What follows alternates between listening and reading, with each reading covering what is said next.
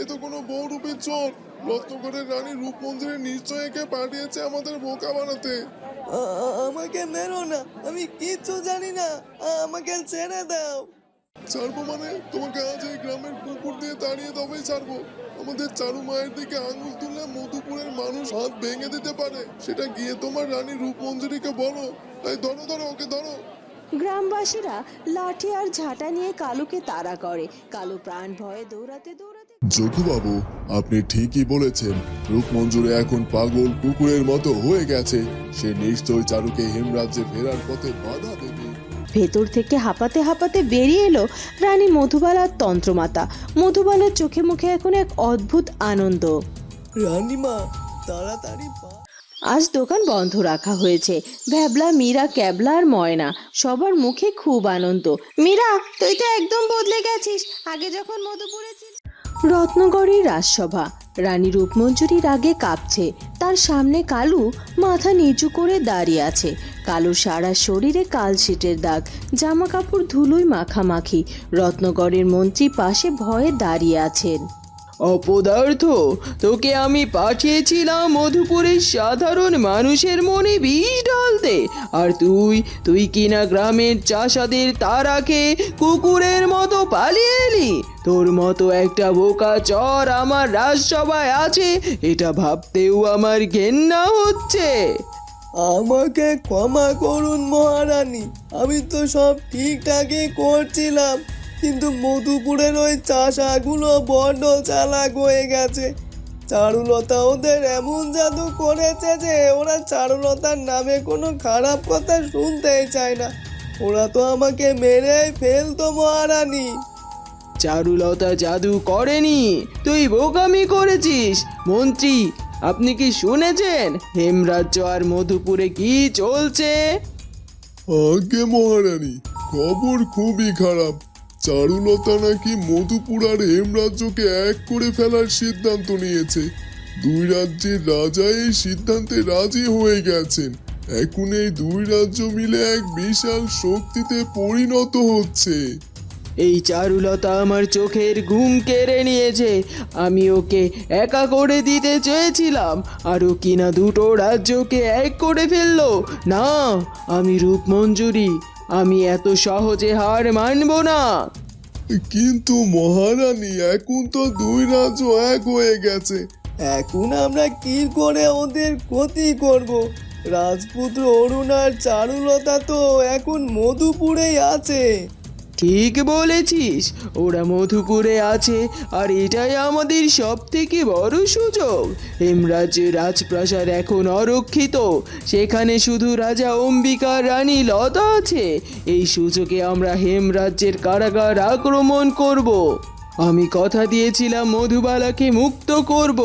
আজ রাতে তুই একদল সৈন্য নিয়ে হেমরাজ্যের কারাগার ভেঙে মধুবালাকে মুক্ত করে আনবি। মহারানী, এটা কিন্তু খুব বিপজ্জনকের কাজ হবে। যদি প্রহরীরা বুঝে ফেলে? কোনো বিপদ হবে না। হেমরাজ্যের সব মনোযোগ এখন মধুপুরের দিকে। মধুবালা একবার আমার কাছে চলে আসুক, তারপর চারুলতাকে আমি এমন আঘাত করব যা সে কখনো ভুলতে পারবে না। কালু, তুই এখনই যাত্রার প্রস্তুতি নে। আজ দোকান বন্ধ রাখা হয়েছে। ভ্যাবলা, মীরা, ক্যাবলা আর ময়না সবার মুখে খুব আনন্দ।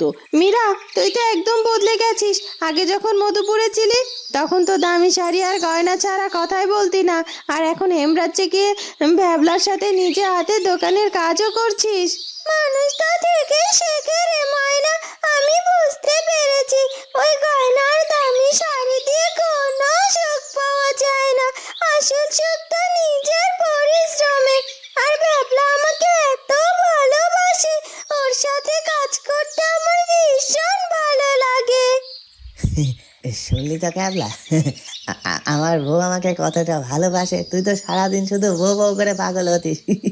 আর আমার বউ দেখ, আমার সাথে হাতে হাত মিলিয়ে কাজ করে রে। ওরে বাবা, ভ্যাবলার তো খুব অহংকার দেখছি। আমার ময়না তো কম খাটুনি করে না, একা হাতে ফুচকার দোকান সামলানো কি সোজা কথা? তা ময়না, চারু দিদি তো দুই রাজ্য এক করে দিল, এবার থেকে আমরা কি করব? কি আর করব, আমি তো চারু দিদিকে বলেই দিয়েছি আমি আর তোকে একা হেমরাজে ছাড়বো না। আমরা দুজনে মিলে এখান থেকে ফুচকার দোকান চালাবো। কি আর করব, আমি তো চারু দিদিকে বলে দিয়েছি আমি আর তোমাকে হেমরাজে ছাড়বো না। আমরা দুজনে মিলে এখানেই ফুচকার দোকান চালাবো। আর মীরা আর ভ্যাবলা হেমরাজে ওদের খাবার দোকান চালাবে। একদম ঠিক বলেছিস মাইনা। চারু দিদি যখন দুই রাজ্য এক করে দিয়েছে তখন আমাদের আর আলাদা থাকার কি দরকার। আমরা মাঝে মাঝে হেমরাজ্য থেকে মধুপুরে আসবো আর তোরা মধুপুর থেকে হেমরাজ্যে যাবি। আরে বাহ, এটা তো খুব ভালো বুদ্ধি রে। আমি আমি চারুলতা দিদিকে বলবো রাজপ্রাসাদের সামনে তোর আর ময়নার জন্য একটা সুন্দর ফুচকার দোকান করে দিতে। তখন রাজপুত্র অরুণ এসেও তোর হাতের টক জল খাবে রে। সবার হাসির শব্দে আরো মুখরিত হয়ে যায়।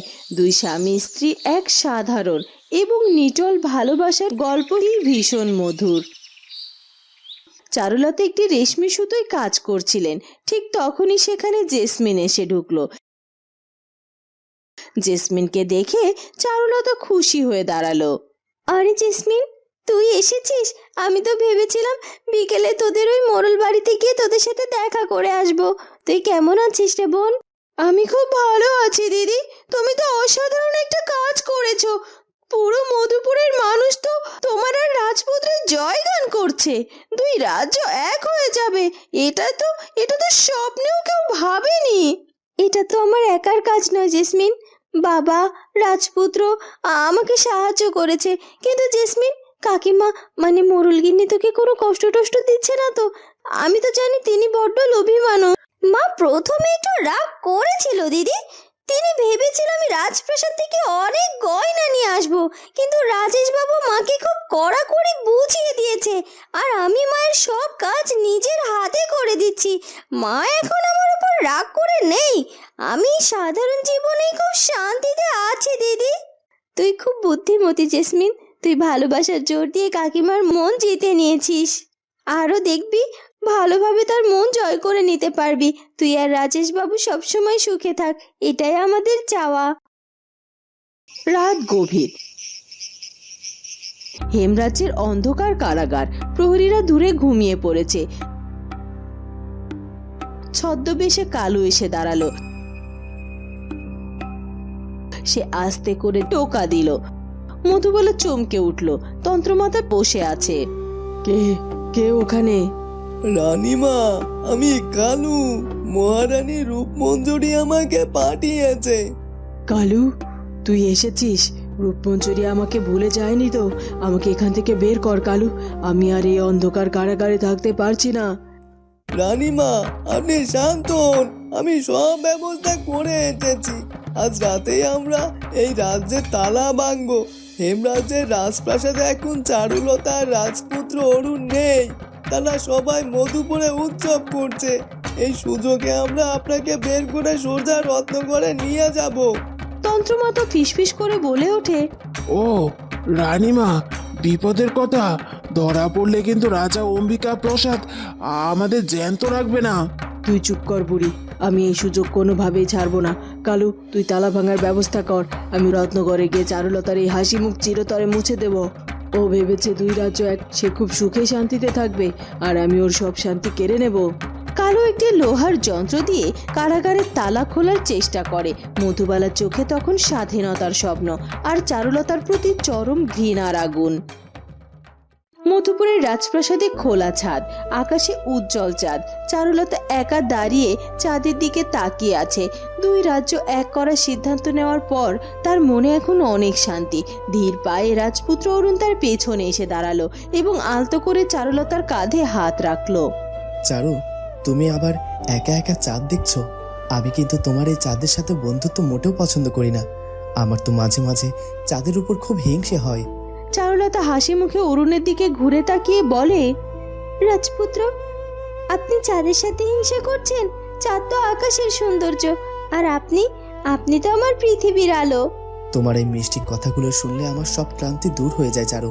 তুমি যে সিদ্ধান্ত নিয়েছো তা সত্যি হেমরাজ্য আর মধুপুরের জন্য এক নতুন সকাল নিয়ে এসেছে। বাবা মধুরাজাও খুব খুশি হবেন। এই সব কিছু পেছনে কিন্তু আপনার অবদান সবচেয়ে বেশি রাজপুত্র। আপনি যদি আমার পাশে না দাঁড়াতেন, আপনি যদি আমার জন্য নিজের রাজ্যের অধিকার ছাড়তে রাজি না হতেন, তবে আমি হয়তো এত বড় সিদ্ধান্ত নিতে পারতাম না। আমি তো তোমাকে আগেই বলেছি চারু, রাজ্য দিয়ে আমি কি করব? তুমি যদি আমার পাশেই না থাকো, আমার কাছে হেমরাজ্যের রাজমুকুটের চেয়েও তোমার এই হাসিটার দাম অনেক বেশি। আমরা কাল সকালেই হেমরাজ্যের উদ্দেশ্যে রওনা দেব, সেখানেও তো সবাইকে এই খুশির খবরটা দিতে হবে। ঠিক বলেছেন রাজপুত্র। মা লতার যোগবাবু নিশ্চয়ই আমাদের পথে বসে আছেন, কিন্তু আমার মনের ভেতরে কেন জানি না একটু ভয় কাজ করছে। রূপমঞ্জুরি এত সহজে চুপ করে থাকার পাত্রী নয়, সে নিশ্চয়ই নতুন কোনো চক্রান্ত শুরু করেছে। তুমি কোনো ভয় পেও না চারু, যতক্ষণ আমরা দুজনে একসাথে আছি ততক্ষণ পৃথিবীর কোনো শক্তি আমাদের হারাতে পারবে না। তুমি শুধু আমার উপর ভরসা রাখো। তাদের এই গভীর ভালোবাসার বিশ্বাস আগামী দিনের সব বিপদের বিরুদ্ধে এক অভেদ্য ঢাল তৈরি করলো। হেমরাজ্যের অন্ধকার কারাগারের বাইরের দিক খটখট শব্দে প্রহরীদের ঘুম ভাঙার আগেই ভেতর থেকে হাঁপাতে হাঁপাতে বেরিয়ে এলো রানী মধুবালার তন্ত্রমাতা। মধুবালার চোখে মুখে এখন এক অদ্ভুত আনন্দ। রানীমা, তাড়াতাড়ি পা চালান, প্রহরীদের ঘুম ভাঙতে আর বেশি দেরি নেই। আমরা পেছনের জঙ্গল দিয়ে রত্নগড়ের দিকে সোজা পালিয়ে যাব, এখানে এক মুহূর্ত দাঁড়ানো যাবে না। মধুবালা বেরিয়ে যেন বুক ভরে বাতাস নিল। আহ, কতদিন পর আমি এই খোলা হাওয়া গায়ে মাখছি। লতার চারুলতা ভেবেছিল আমাকে অন্ধকার কূপে পচিয়ে মারবে, কিন্তু মধুবালা এত সহজে মরে না রে কালু। আমার মুক্তির দিন আজ চলে এসেছে। ও রানীমা, এখন তো সব কথা বলার সময় নয়। যদি পেছন থেকে প্রহরীরা আমাদের দেখে ফেলে, তবে রাজা অম্বিকা প্রসাদ আমাদের জ্যান্ত মাটিতে পুঁতে ফেলবে। চলুন তাড়াতাড়ি, জঙ্গল পার হতে অনেক সময় লাগবে। ভয় পাস না বুড়ি, আজ রাতের অন্ধকার আমাদের সাথী। কালু, তুই ঠিক বলেছিস। রূপমঞ্জুরির কাছে একবার পৌঁছাতে দে আমাকে, তারপর আমি এই হেমরাজ্যের রাজপ্রাসাদের প্রতিটি ইটে আগুন লাগাবো। চারুলতা ভেবেছে দুই রাজ্য এক করে খুব শান্তিতে রাজত্ব করবে। আমি ওর ওই শান্তির ঘুম চিরতরে কেড়ে নেব। রানীমা, আমরা আগে সীমানা পার হই। রানীমা রূপমঞ্জুরি রত্নগড়ে আমাদের জন্য অপেক্ষা করছেন। আপনার এই অপমানের প্রতিশোধ মহারানী নিজের হাতে নেবেন। চারুলতার আনন্দ বেশি দিন টিকবে না। মধুবালা যাওয়ার আগে একবার হেমরাজের বিশাল প্রাসাদের দিকে চরম ঘৃণার দৃষ্টিতে তাকালো। তারপর কালু আর তন্ত্রমাতার সাথে রাতের অন্ধকারে জঙ্গলের পথে মিলিয়ে গেল। চারুলতার জীবনের সবচেয়ে বড় বিপদ এখন জেলের খাঁচা ভেঙে বাইরে বেরিয়ে এলো। হেমরাজ্যের রাজপ্রাসাদ, যোগু মোড়লের কক্ষ। যোগুবাবু এখন অনেকটা সুস্থ। দুজনের মুখে আজ এক অদ্ভুত তৃপ্তির হাসি, কিন্তু চোখের কোণে এক অজানা ভয়ের ছায়াও লুকিয়ে আছে।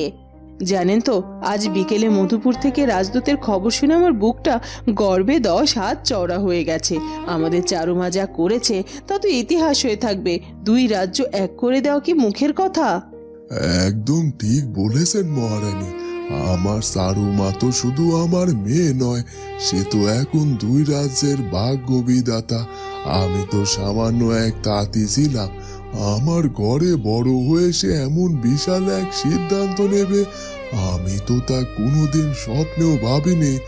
আর রাজপুত্র অরুণ ছেলে হিসেবে হীরের টুকরো, সে সারুর জন্য নিজের সিংহাসনের মায়া ত্যাগ করতে পর্যন্ত রাজি হয়ে গেল। অরুণের মতো রাজপুত্র সত্যিই হয় না, কিন্তু জানেন, এত আনন্দের মাঝেও আমার বুকের বাদিকটা কেমন যেন ধুকপুক করছে। মনে হচ্ছে চারুর মাথার উপর দিয়ে কোনো একটা বড় বিপদ ঘনিয়ে আসছে। কাল তো ওরা মধুপুর থেকে রওনা দেবে, পথে কোনো বাধা আসবে না তো? আপনি একদম ভয় পাবেন না মহারানী। সত্যের পথে যে আটে বিধাতা তার সহায় হন। রানী রূপমঞ্জুরি হয়তো অনেক চক্রান্ত করবে, কিন্তু চারুর পাশে যখন অরুণ আছে আর মধুপুরের মানুষের আশীর্বাদ আছে, তখন কেউ ওর একটা চুলো বাঁকাতে পারবে না। আপনি শুধু বিধাতার কাছে প্রার্থনা করুন। বিধাতা করুন, আপনার কথাই যেন সত্যি হয়। কাল সকালে চারু আর অরুণ যেন সুস্থ শরীরে এই প্রাসাদে ফিরে আসতে পারে। ওরা এলে আমি নিজে দুই রাজ্যের মহামিলনের উৎসবের আয়োজন করব। হঠাৎ জানালার বাইরে একটা দমকা হাওয়ায় ঘরের প্রদীপটা কেঁপে উঠল। যোগুবাবু আর লতা দুজনেই চমকে উঠল আর জানালার দিকে তাকালো। প্রদীপটা নিভল না ঠিকই, কিন্তু এই দমকা হাওয়া যেন কোনো এক অশুভ সংকেত দিয়ে গেল। কালু আর মধুবালার পলায়নের খবর তখনও এই প্রাসাদের কারো জানা নেই, কিন্তু মায়ের মন যেন বিপদের গন্ধ আগেই টের পেয়ে গেল। মনটার মধ্যে এমন কুকাইছে কেন আমার? আবার কোনো বিপদের লক্ষণ নাকি? সকালের আলো ফুটতেই হেমরাজের কারাগারের সামনে প্রহরীদের মধ্যে হুড়োহুড়ি পড়ে যায়। একজন প্রহরী দৌড়াতে দৌড়াতে সে রাজসভার দিকে যায়। রাজসভায় মহারাজ অম্বিকা প্রসাদ, রানী লতা চিন্তিত মুখে বসে আছে। যোগুবাবু লাঠিতে ভর দিয়ে এক পাশে দাঁড়িয়ে আছে। মহারাজ, সর্বনাশ হয়ে গেছে মহারাজ। হেমরাজ্যের সম্মান মাটিতে মিশে গেছে। কি বলছিস? কিসের সম্মান? পরিষ্কার করে বল। মহারাজ, কারাগারের বিশাল লোহার তালাটাকেও ভেঙে ফেলেছে। ভেতরে রানী মধুবালা আর বুড়ি তন্ত্রমাতা নেই, তারা রাজ্যের অন্ধকারে পালিয়েছে। আমরা চারদিকে খুঁজেছি, কিন্তু কোথাও তাদের টিকিটিও পাওয়া যাচ্ছে না। হে বিধাতা, কাল রাতে আমার মন এমনি এমনি কুল গায়নি। আমি জানতাম ওই কালো আর রূপমঞ্জরি চুপ করে বসে থাকার পাত্রী নয়। ওই মধুবালা তো একটা বিষাক্ত সাপ, সে নিশ্চয়ই রূপমঞ্জরির কাছে পালিয়েছে। ঠিক বলেছেন মহারানী, ওরা জেলের খাসা ভেঙে সোজা রত্নগড়ে পাঠিয়েছে। কিন্তু মহারাজ, আমার যে বড্ড ভয় করছে। আজ সকালে তো আমার সারুমার রাজপুত্র অরুণের মধুপুর থেকে রওনা দেওয়ার কথা। পথে যদি ওই শয়তানের দল ওদের উপর হামলা করে। যোগুবাবু, আপনি ঠিকই বলেছেন। রূপমঞ্জুরে এখন পাগল কুকুরের মতো হয়ে গেছে। সে নিশ্চয় চারুকে হেমরাজ্যে ফেরার পথে বাধা দেবে। মন্ত্রী, আপনি এক্ষুনি একদল সৈন্য নিয়ে মধুপুরের রাস্তার দিকে এগিয়ে যান। রাজপুত্র আর যুবরানীকে কড়া পাহারা এই প্রাসাদে নিয়ে আসবেন, দেরি করবেন না। রাজপ্রাসাদের আনন্দময় পরিবেশ মুহূর্তের মধ্যে এক অজানা আতঙ্কে পরিণত হয়। বন্ধুরা, কি হতে চলেছে এরপর সেটা জানবো আমরা চারুলতা গল্পের পরবর্তী পর্বে। আর আমাদের আজকের পর্বটি ভালো লাগলে অবশ্যই আমাদের চ্যানেলটিকে সাবস্ক্রাইব করে দিও। দেখা হবে নতুন পর্বে। ধন্যবাদ।